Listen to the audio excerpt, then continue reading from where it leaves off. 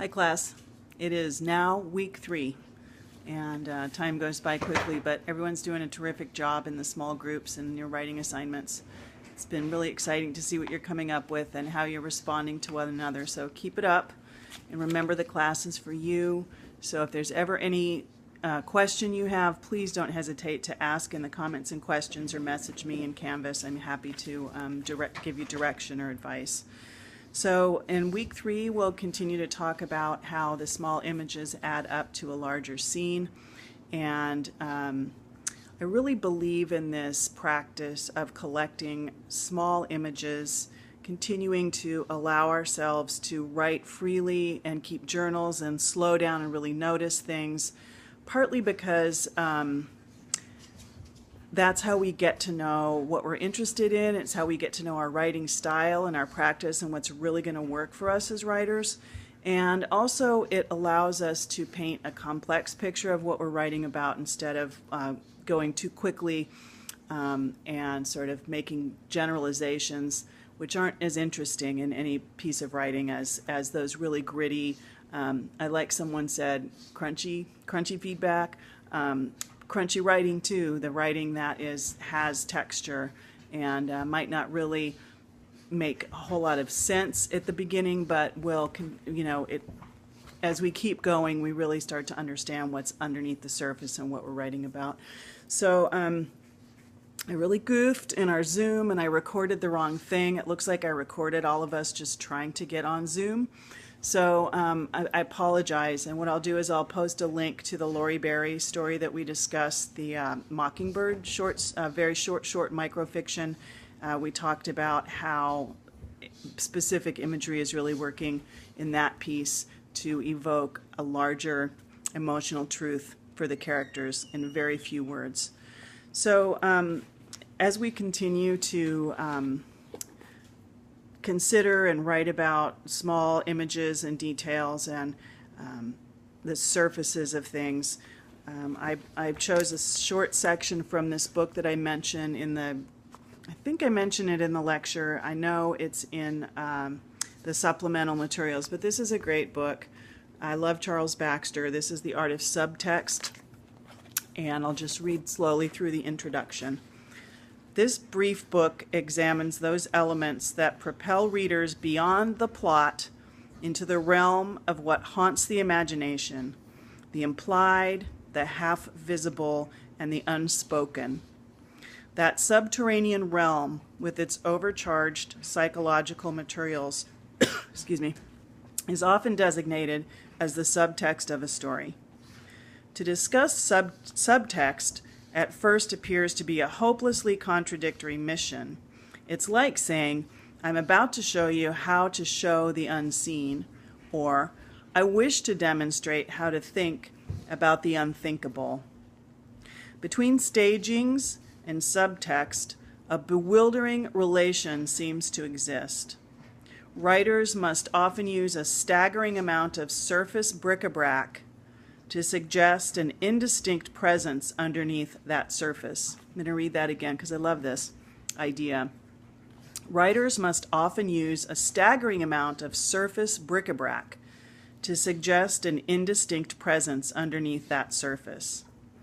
The stronger the presence of the unspoken and unseen, the more gratuitous details seem to be required. A proliferation that signifies a world both solid and haunted. What is displayed evokes what is not displayed, like a party where the guests discuss at length those who are not in attendance. In this context, the word haunted is probably apt. Our most haunting dreams, no matter how hallucinatory, are the most busily etched.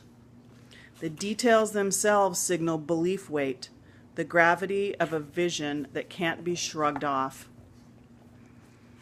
Think of the hyper-detailing in Hieronymus Bosch's, sorry, my dryer buzzer, Hieronymus Bosch's The Garden of Earthly Delights. I'll have the earthly delight of clean laundry soon. To take one example from visual art, that table in A Nightmare comes complete with a frightening particularity. Its solidity and substance, its black sheen, its 5 asymmetrical corners, its immovable weight, attest to conviction and a kind of interior truth. In creative writing, the half-visible and the unspoken, all those subtextual materials are evoked when the action and dialogue of the scene angled downward, when by their multiplicity they imply as much as they show. A slippery surface causes you to skid into the subtext.